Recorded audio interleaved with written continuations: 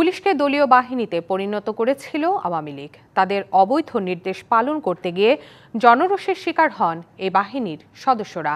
এমন মন্তব্য করে মানুষের অধিকার রক্ষা করে আস্থা ফিরিয়ে আনার তাগিদ দিয়েছেন প্রধান উপদেষ্টা ডক্টর মোহাম্মদ ইউনূস। ঢাকার রাজারবাগে পুলিশ সপ্তাহের উদ্বোধন অনুষ্ঠানে এসব কথা বলেন তিনি। সামনের নির্বাচনে নিরপেক্ষভাবে দায়িত্ব পালনের নির্দেশ দিয়ে পরাজিত শক্তির চক্রান্ত রুখতেও পুলিশকে সতর্ক থাকারও আহ্বান জানান ডক্টর মোহাম্মদ ইউনূস। আওয়ামী লীগ সরকারের আমলে দলীয়ভাবে ব্যবহার হয়ে ভিন্ন মতের মানুষকে খুন গুমসহ নানা নির্যাতনের অভিযোগ পুলিশের বিরুদ্ধে। জুলাই গণঅভ্যুত্থানে সরকারের অনৈতিক নির্দেশ পালন করতে গিয়ে আরও বেশি বিতর্কিত ভূমিকা দেখা গেছে এ বাহিনীকে। এসব কর্মকাণ্ডের জন্য সরকার পতনের পর অনেকে পালিয়েছেন কর্মস্থল থেকে, অনেকের বিরুদ্ধে নেওয়া হয়েছে ব্যবস্থা, আর একাধিক হত্যা মামলায় আসামিও হয়েছেন বহু পুলিশ সদস্য। ওয়ালটন আবারও মিলিয়নিয়ার অফারে ওয়ালটন ফ্রিজ কিনে আপনিও হয়ে যেতে পারেন মিলিয়নিয়ার। এই অবস্থায় নতুন বাংলাদেশে এলো প্রথম পুলিশ সপ্তাহ। আয়োজনের উদ্বোধন করেন প্রধান উপদেষ্টা ডক্টর মোহাম্মদ ইউনূস। পরে গুরুত্বপূর্ণ ভূমিকার জন্য পুলিশ সদস্যদের প্রদান করেন পুলিশ পদক।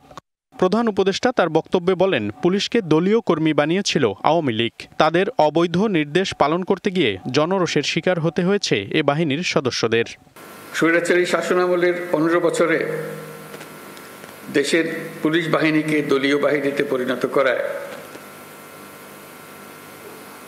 সমস্ত ব্যবস্থা ধ্বংস হয়ে গিয়েছিল। স্বৈরাচারের অবৈধ অন্যায় আদেশ পালন করতে গিয়ে পুলিশ বাহিনী ব্যাপকভাবে জনরোষের মুখে পড়ে। অনেক সৎ পুলিশ সদস্যদেরও এই জন্য মাশুল দিতে হয়েছে। প্রধান উপদেষ্টা বলেন, জনগণের সাথে তৈরি হওয়া দূরত্ব কমিয়ে এনে বন্ধু হয়ে কাজ করতে হবে পুলিশকে। আহ্বান জানান নারী ও শিশুদের প্রতি সর্বোচ্চ সহনশীল হবার। আমাদের সবচেয়ে বড় চ্যালেঞ্জ হলো বিগত 16 বছরে পুলিশ জনগণের মধ্যে যে দূরত্ব সৃষ্টি হয়েছে সেই দূরত্ব কমিয়ে আনা, পুলিশ বাহিনীর প্রতি মানুষের আস্থা ফিরিয়ে আনা। আমি বলবো এটা কঠিন না। একবার সে আন্তরিক পরিবেশ সৃষ্টি হলে এই বন্ধন অটুট থাকবে।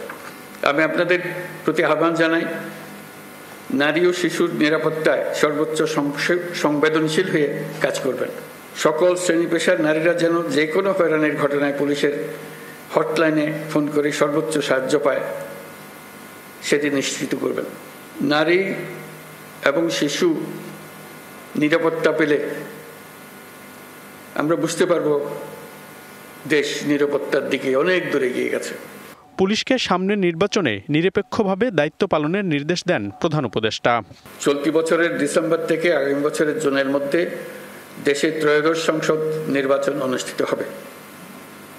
সেই নির্বাচন যেন সুষ্ঠু ও শান্তিপূর্ণ উপায়ে অনুষ্ঠিত হয়, সেজন্য পুলিশ সদস্যদের ভূমিকা খুবই গুরুত্বপূর্ণ।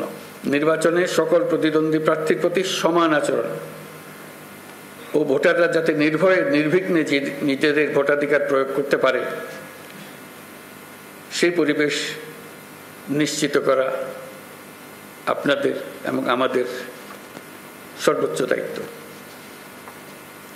মনে রাখবেন, কোনো ব্যক্তি যদি অন্যায় বা অনিয়মের মাধ্যমে নির্বাচিত হয়, সে ব্যক্তির দ্বারা ন্যায় প্রতিষ্ঠা সম্ভব নয়।